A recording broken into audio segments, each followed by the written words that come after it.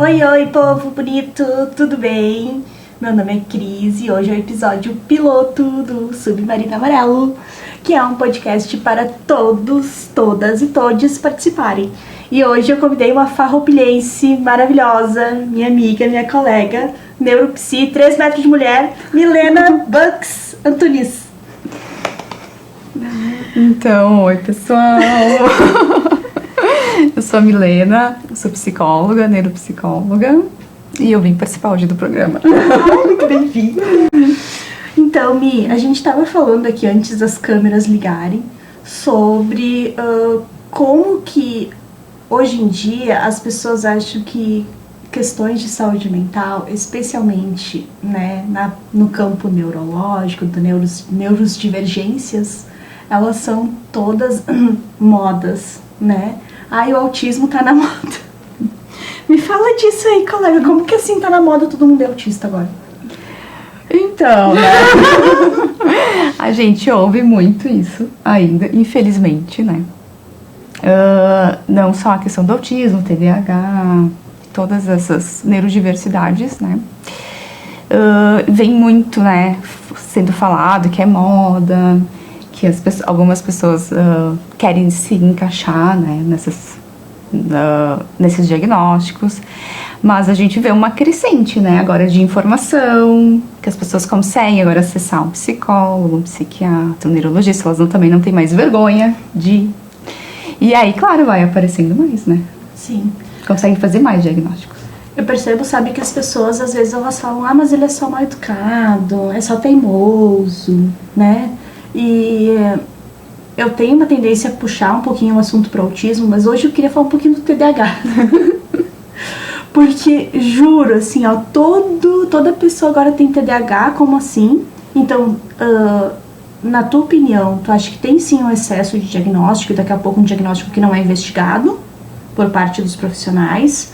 Ou tu entende também que acontece esse outro movimento de, tem mais acesso, acaba descobrindo mais? Ou é um pouco de cada? Eu vejo que é um pouco de cada. É um pouco de cada. A gente vê sim que agora as pessoas têm acesso, as pessoas sabem o que é, não um transtorno de déficit de atenção e hiperatividade, não TDAH. Elas conseguem ver nas redes sociais também, assim, algumas características, se identifica, né, e aí vai atrás buscar, né, um profissional para fazer esse diagnóstico. E tem o outro lado também, né, tem pessoas que elas vão atrás porque tá tendo algumas dificuldades, mas tem o nosso lado também, às vezes de profissional, né, tem profissionais que não têm muita experiência, E a gente vê de tudo, assim, né, porque claro, o diagnóstico, ele é multidisciplinar. Mas a gente vê, assim, profissionais que, às vezes, de outras áreas, assim, que não tem esse conhecimento para conseguir diferenciar, né? É um bipolar, é um TDAH. É uma psicose, é um autismo. O que é o que ali no meio, né? Então, muitos profissionais não sabem e acabam dando palpites, até, assim, de outros tipos de terapia, né? Terapia holística, né? Recebo muito, assim, no consultório, pessoas assim, A respirada das psicólogas. Fui na fulana e ela me falou essas coisas e agora eu fiquei com isso, né? E acho que sou, né? Ai, tu falou uma coisa muito massa das redes sociais. Vamos puxar. Ih, é um caminho sem volta, né? Nunca mais vamos sair daqui, gente.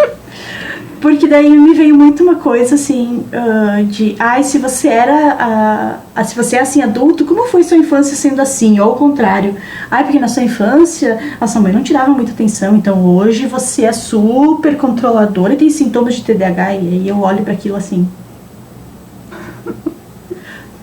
Não faz sentido. Não faz sentido. Não, a gente tenta, né, buscar às vezes o sentido nisso, porque da onde que tiraram que se a pessoa era uma coisa só na infância, ela já tem um diagnóstico na adultez? Tirou da onde, Deus? E às vezes nem tem.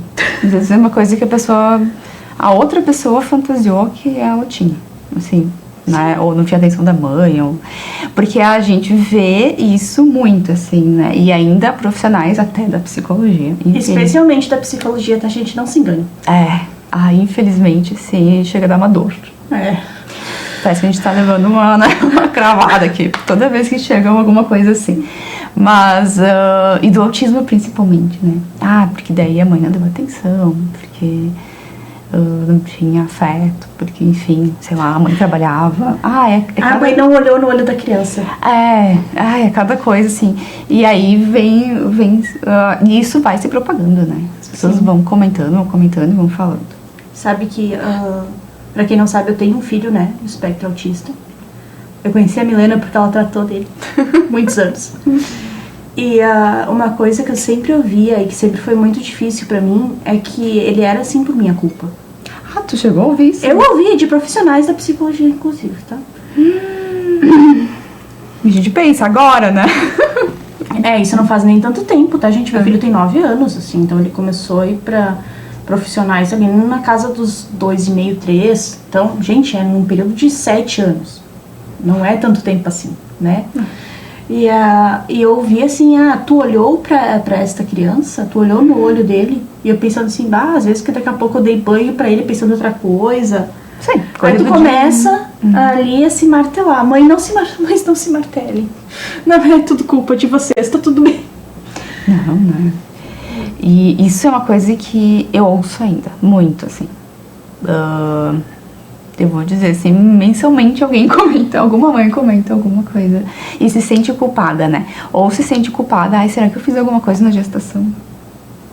Não sei, tal dia eu... Não tomou vitamina suficiente, também já fui perguntada se eu tomei ácido fólico na gestação. Sim, não, coisas assim que tu pensa, mas... E tanto o autismo quanto o TDAH... É do neurodesenvolvimento, né? A criança nasce com isso por uma condição genética que ela vem. Ela vem assim de fábrica. Vem assim. Então não adianta a gente se chicotear em casa, dizendo, podia ter feito aquilo, podia ter feito aquele outro. Daí a criança às vezes não fala também. É porque a mãe era muito quieta. Oi? Sim, aí sendo que tem, por exemplo, filhos de pessoas surdas que falam normalmente. Não faz sentido lógico, porque se era pra ser uma coisa assim, tão preto no branco, não existiria mais então, né? Se era só precisava olhar no olho e falar com a criança. E aí vem várias coisas que vão sendo marteladas e vão criando culpa na família, né? Mais na mãe. Que as coisas caem na mãe, né? Que tem uma história que eu acho, assim, um negócio bizarro, assim. Eu fico pensando como é que as pessoas acreditavam naquilo e ainda acreditam, que é da vacina, né? Ai, Deus. Que essa aí é, assim... 2 segundos de silêncio pelas pessoas que ainda acreditam nisso. E já foi falado tanto sobre isso e as pessoas ainda acreditam nisso, né? E tem uma cultura muito forte dessa história da vacina. Chega a ser quase um comportamento de seita, assim, né? É a vacina, e aí, tipo, eu sou vacinada, tu também. Sim. E aí, como é que nós não pegou? Assim, qual é o estudo que fizeram e tal. E aí, puxando pro lado da ciência, né? O que a ciência diz, por exemplo, porque apesar de eu ser psicóloga, né, não é minha área. Trabalho com adultos e idosos, né, e arte. O que a ciência diz sobre o neurodesenvolvimento? O que está comprovado que é o autismo? É uma pergunta complexa? Nossa, super complexa. Tudo bem, vamos lá. Ainda não se tem, assim, uma clareza exatamente da causa, porque parece que teve um aumento, né, de casos, né, de autismo. Mas, por outro lado, a gente vê que agora as pessoas têm acesso também, né? Então, muitas pessoas chegam para fazer avaliação já adultos, né? Mas, assim, é muita gente. Principalmente porque viu alguma coisa que tem algumas dificuldades ao longo da vida, depressão, ansiedade, né? Várias coisas ao longo da vida. E aí, quando chega... acaba caindo em algum psiquiatra, algum psicólogo que tem um olhar mais diferenciado e acaba identificando alguns padrões, né?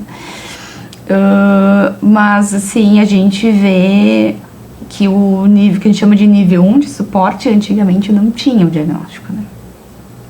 Era o tímido, o esquisito, o deficiência cognitiva, famoso retardo mental.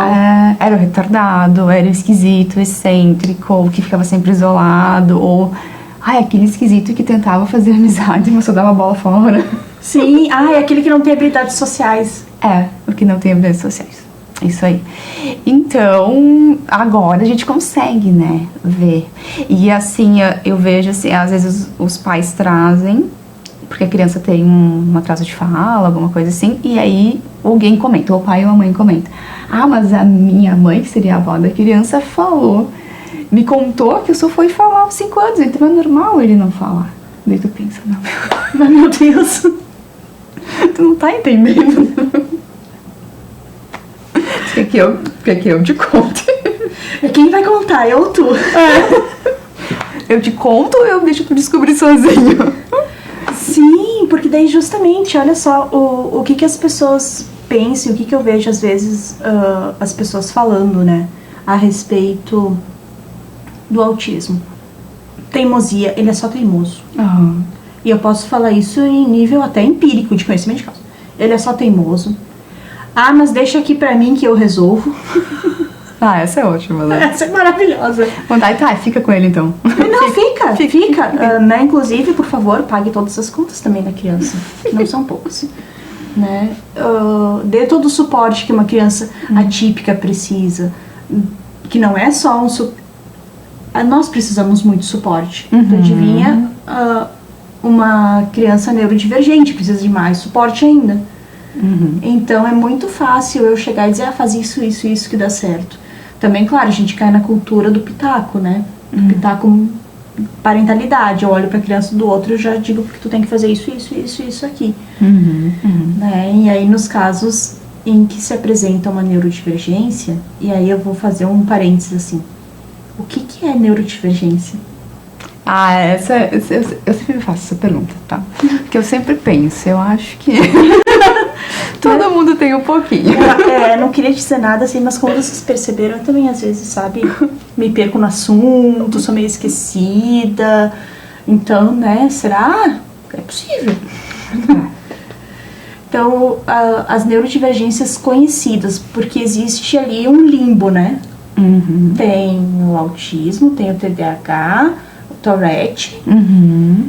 E tem altas habilidades. É uma neurodivergência? Eles não classificam ainda, mas seria, né? Seria, porque né? É um funcionamento diferente, né? Seria. O que é altas habilidades? Altas habilidades é aquele... Agora tu pegou, né? Eu tô bem malvada. Pegou no ponto. As altas habilidades não se tem, assim, consenso ainda, né? Tem algumas teorias que falam como identificar altas habilidades. A teoria mais famosa hoje em dia, que mais se utiliza, ela chama de 3 anéis, né? Então, a pessoa teria um alto desempenho ou acadêmico, que daí seria o QI, né? Tá. Ou em alguma habilidade, por exemplo, uma dançarina de balé, um músico, alguém do esporte, que Sim. tem uma alta habilidade em uma área específica, né? Tá. Aí precisaria ou um dos dois, né? Ou os dois, às vezes tem os dois também. Tá. Tem que ser uma pessoa criativa. Ok. Então, criativa no sentido não só de artes, assim, mas de resolução de problemas, de... Pensamento rápido. Assim. Não necessariamente rápido, mas assim, Tô muito interessada. Não necessariamente rápido, mas assim, de conseguir ter estratégias diferentes para situações diferentes, conseguir sempre se articular de uma maneira criativa, né? Tá, entendi. E o terceiro seria, a gente chama de engajamento na tarefa. Então, quando ou, por exemplo, se é perfil acadêmico, vai fazer um exercício de lógica, se engaja muito, se concentra, como se fosse quase um hiperfoco, né? Sim. Se concentra ali pra fazer, Tipo, vai gosta. fazer o TCC, pá. É isso aí. Taca.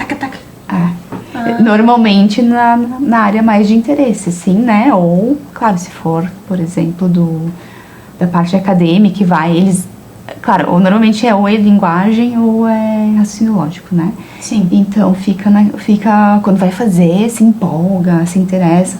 E no sentido também, assim, de pesquisar mais, sabe? Não se contenta só com aquilo ali que aprendeu. Tem que pesquisar mais, ir a fundo. Tem uma natureza questionadora de pesquisa, assim. Isso, Interessante. Sabe por que eu te perguntei isso? Porque, de novo, voltando no assunto dos diagnosticados por rede social, né? Eu já recebi pessoas em clínica, ou em visitação, ou em outras circunstâncias, né, do exercício da psicologia, onde a pessoa disse, não, porque olha aqui, ó, vídeo do fulano de tal, certo que eu tenho altas habilidades. E aí eu olhando pra pessoa assim, tu tem uma boa inteligência, agora altas habilidades. E altas habilidades é uma coisa que agora parece que explodiu, né? Tá na moda. Esse sim tá na moda. Nossa, explodiu. Depois da pandemia, o que eu observei? Na pandemia, as crianças ficaram em casa, né? Aí, ali criou um abismo. Sim. Então, tem crianças que foram super estimuladas, ou porque os pais estimulavam, ou porque a família contratava o professor particular, né? Sim. Fazia todo o investimento. E aí elas ficaram realmente, porque se tu estimula, vai aprender, né? Certo. Vai aprender. Então, as crianças daí pareciam que tinham altas habilidades, porque elas estavam com um nível muito assim. E aí teve os que não tiveram nada, né? E aí esses ficaram muito abaixo. E aí a gente não via crianças meio termo, que normalmente se vê, né? Sim. Não tinha meio termo. Ou era muito, ou muito abaixo. Assim, foi um período bem, assim, estranho, assim, pra gente. Porque daí chegava no consultório e ficava, meu Deus, como assim? Sim, e também as altas habilidades, elas podem ser adquiridas, né? Elas têm um componente genético, tá? Tem um componente genético. Aham. Então entraria ali na... É hereditário. Ele é hereditário. É que a altas habilidades, ela ainda não é um transtorno, né? Ainda bem, né? Pois então, né? A ideia é que entre e tal. Porque o que acontece? As altas habilidades a gente tem como algo super positivo. Assim, né? Todo mundo tem. É o gênio, né? Mas ela acarreta muitos problemas. Ela traz junto porque daí é uma pessoa que não se encaixa nos grupos sociais. Normalmente elas acabam tendo... As pessoas têm discrepâncias, a gente diz, né? Então, o cognitivo evolui muito porque tu investe muito nisso, e o emocional é um caco. O social ali. O social, o emocional é um caco, assim. Não... E aquela pessoa que tem uma tendência daqui a pouco a parecer meio arrogante. Isso. Por isso que as relações acabam, né? Porque daí é difícil conviver com uma pessoa que sabe de tudo e que vai refutar todos os teus argumentos. E eles têm o português muito polido, né? É chato, assim, né? É chato. Assim, né? Sim. Não faço essas coisas, mas né? Mas até porque, gente, às vezes a gente é só chato, né? A gente daqui a pouco quer se arrumar ali um transtorninho, né? Dizer, não, mas é que eu sou ansiosa, eu sou deprimida, eu tenho toque, né? Todo mundo tem toque. Aí tem o toque, não, gente, daqui a pouco tu é só meio chato.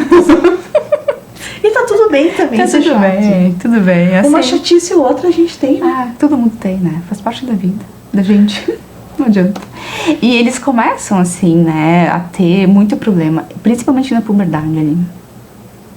Porque daí a puberdade é aquilo de tu sempre andar nos grupões, né, e aí tu não consegue se encaixar, porque os interesses são outros e é difícil, assim. E aí a gente vê a questão da aceleração, né? Porque aí a criança às vezes está no pré-1 ou pré-2, já sabe ler, escrever, fazer as operações matemáticas, e a escola, porque ela fica entediada, né? Sim. Também, coitadinha, né? Sim. Fica muito entediada. Porque daí, às vezes eu falo pros pais, mas ele tem problema de comportamento. Falei, tu imagina ele sabendo ler e escrever, e tá lá fazendo bolinha de crepom? De crepom e colando na letra. Sim, né? Ou então a professora falando, olha o A, olha o B. E a criança lá, Eu já sei ler. Anjo, eu já li o Pequeno Príncipe. Mais ou menos isso. Nossa, o tédio, até eu fiquei entediada. Sim, e aí pensa também o sofrimento que essas pessoas passam, né? É muito. É por isso que a gente fala, né? É muito associado com depressão, ansiedade. Uma irritabilidade ali maior, porque, nossa, imagina ficar num ambiente onde tu é incompreendida e tu fala e as pessoas te olham ou sabe? Porque quando às vezes acontece isso, né? Quando a gente encontra uma pessoa que é muito boa perto da gente, a gente tem a tendência ou a admirar ou a rebaixar aquela pessoa pra gente ficar meio perto, né? É a coisa do ser humano, né? Coisa do ser humano, né? A gente, né, então faz um ataque, sutil ou não, né? Ou não, então por isso que às vezes muitas dessas figuras sofrem muito bullying, né? Sofrem muito bullying. Porque também, mesma coisa, né? São os esquisitos, são os estranhos, e não se encaixa. E aí quando faz a aceleração, às vezes eles passam, né, do pré pro segundo ano. Tudo certo de início. Mas... sim, porque nas séries iniciais é mais pertinho, né? Aí o problema é quando chega na puberdade. Porque daí pensa que os teus colegas vão ter 11 e tu vai ter 9. Os de 11 já vão estar, né, fazendo... Agora tudo já fazem, né, mano? Nasceu no TikTok, mas... Né? Os de 11 já vão estar pensando quase em namoro, né? E o de 9, sei lá, quer jogar bola ainda. Ainda mais menino, né? Ou então assim, menina, ainda vai estar nessa fase, né? E os de 11 já vão estar lá, né? Já tentando. Sim, daí coitadinhos, pensa o tanto de sofrimento que eles não... isso não acarreta até pra eles se desenvolverem emocionalmente, né? O problema é esse, é no emocional. Porque daí é o sentimento de inadequação, todas essas coisas, assim... Eu sou diferente, né? Eu sou diferente dos outros. Pois é. São coisas difíceis, assim, né? São bem difíceis de pensar e tentar achar estratégia. O ideal seria que a escola fizesse a adaptação do currículo, né? Sim. Mas o ideal não existe. Até porque eu percebo, assim, que eu fiz faculdade de pedagogia, né? É verdade. Nunca usei, mas eu fiz. Mentira, eu até utilizo ali nos idosos, especialmente, né, na aprendizagem, didática e tal. Mas com criança eu nunca usei, né? Mas na faculdade vinha muito essa coisa assim, tipos de pedagogia. E aí, pedagogia radical, pedagogia não sei o quê. Mas por que ensina ainda? A minha pergunta era justamente essa. Exato. Se a gente sabe, né, que cada um aprende de um jeito. Eu aprendo de um jeito muito específico, que é só meu, né? Como tu aprende tudo. Mas a gente fez a mesma faculdade. Né? Então, assim, é complicado. Então, até que ponto aquela pessoa tem dificuldade em aprendizagem e até que ponto também esse currículo não está muito pautado, porque, pelo amor de Deus, era igual os jesuítas lá em 1500. É alguém ali e todo mundo aqui... Aí, e as pessoas, os tempos são outros, o pensamento é outro, as pessoas são outras, as crianças são outros, os pais são outros. Mas o ensino continua. Sim, aquela coisa bem arcaica, assim. Bem sem graça, né? Que na nossa época já era meio sem graça. Imagina agora pra eles, né? Sim, eu era a conversadeira da turma. Olha só. Porque justamente não me interessava. Eu entendi que aquilo ali 1 mais 1 é 2. Agora eu quero conversar com a minha amiga sobre o gurizinho ali bonitinho. Sabe? Eu já tinha outros interesses. Porque daí não me... Depois que tu sabe... e se não é atrativo, também tem isso, né? Que não é muito, né? E é muito repetitivo, né? Sim, muito faz de novo, faz de novo, faz de novo, faz de novo. Porque existe no ensino... a ideia de que para se atingir a excelência apenas com a repetição. A repetição é a forma mais rápida de se atingir a excelência, segundo o ensino. Porém, não é a única. E não serve para todo mundo. Porque a gente não é todo mundo igual. Mas aí, eu te dizer que não é todo mundo igual, nós duas psicólogas, ótimo, show, vamos se abraçar, melhores amigas. Mas eu falo isso, por exemplo, nossa, é um ataque, né? E aí a gente... ainda tem a questão cultural de que os professores são desvalorizados, de que paga pouco, de que tem toda essa questão social envolvida. Aí tu chega para um professor e diz que... né? Aí também tu tem essas barreiras. É complicado. Sim, é uma questão cultural, né? Cultural escolar da educação, né? Eles também estão envolvidos naquilo, né? Sim. E errados também não estão. Não estão, não. Né? Não dá pra dizer, o professor tá errado. Não tá.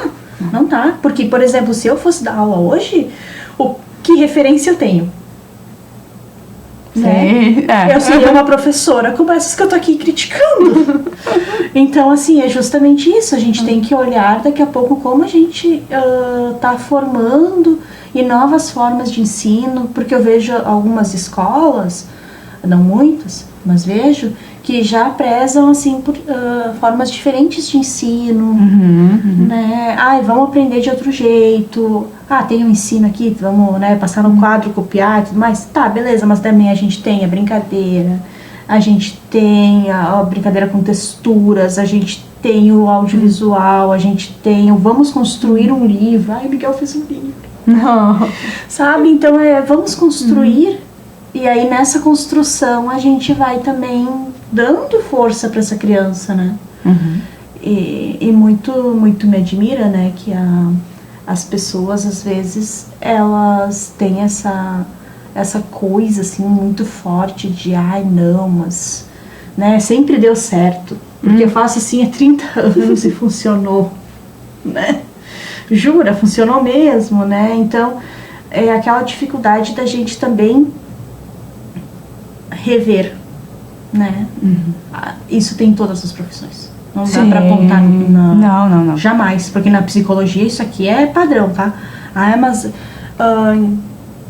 existe essa teoria há não sei quanto tempo, vai lá e faz uma nova, né? Já que eu ouvi isso em sala de aula, não pra mim, tá? Não pra mim, mas eu ouvi pra uma pessoa, assim, que contestou uma teoria, né? Questionou, e tava no direito. E a professora, ao invés de, vamos falar sobre isso, né? Eu já iria pra esse lado, fala mais. Né? Ela disse assim, não, mas essa teoria existe há não sei quanto tempo, se tu tem uma melhor, então fala. E aí climão, então existe muita dificuldade até dentro da psicologia, que deveria ser esse antro, né? A gente diz, não se engane, né? Mas não, essa rigidez e tudo mais, que no fim... E a gente vê essa questão da inclusão, entre aspas, numa dificuldade até no próprio curso de psicologia, né? Cadê a inclusão? Cadê a diversidade? Todo mundo já olha, já tem olhares, já tem... muitas coisas acontecem ali, né? Sim, cadê até a questão até da diversidade? Eu não vejo muito na psicologia, assim, meio elitizado o negócio. Sim, meio padrão, assim, né? Parece todo mundo... Tem as loirodonto e as loira-psi. Loirodonto. Mas gente, assim, olha, até colegas negros, eu lembro de duas. Teve duas colegas, todo o curso que eu fiz. Eu tive um que não foi meu colega, eu acho que eu não lembro de ter colegas negros. Mas eu lembro que na época que eu fazia, porque eu fui do diretório acadêmico, a gente era em 700 e poucos alunos, e eu só lembro de um negro. Então é isso, sabe? É muito bonito na teoria, mas a gente não consegue incluir o PCD, a gente não consegue incluir raça, gênero, sexualidades, não consegue incluir nada. Né? Eu lembro que foi uma coisa bem, bem chocante, assim, de ver. Assim, que não tinha. Foi o professor meu que falou assim, quantos colegas negros vocês têm? Né? E a gente literalmente se olhou ao redor. Procurando, né? Vamos achar. Aí, por exemplo, eu tenho noção do meu... Não sei porque a conversa foi pra isso. Né? Falei, talvez tenha um TDAHzinho, né? Mas, justamente, eu tenho noção do meu privilégio enquanto pessoa branca, né? Que tem apoio familiar, né? E tudo mais. Que eu tenho um filho neurodivergente. E aí, pra fechar, e quem não tem, faz como? Difícil, né? A gente... O que eu vejo, assim... Chega no consultório, na clínica... assim, é difícil, assim. Tem pessoas que realmente não têm condições financeiras e aí, às vezes, não conseguem pagar o plano de saúde, não conseguem... E é muito, muito difícil, assim. Aí, claro, aqui em Farroupilha tem a AMAFA, em Caxias tem a... Como é que é o nome? AMA. Tem os centros de autismo do SUS, assim, mas... que às vezes a família tem que esperar pra conseguir vaga, né? E na neurodivergência todo tempo é tempo, né? Todo tempo é tempo. Agora, assim, antes a AMAFA era só de tarde, então, assim, atendia um número reduzido de crianças. Agora eles abriram de manhã também, então já deu uma ampliada. Mas muita gente não tem acesso. Sim. Bom, gente, então é isso, tá terminando. Passou tão rápido. A gente nem falou mal de todo mundo que a gente queria. Ah, nossa, eu precisaria mais de 1 hora pra falar. Vai ter parte 2 com a Milena, não se preocupem. Obrigada por acompanhar o episódio piloto. A gente volta. Tchau. Tchau, gente.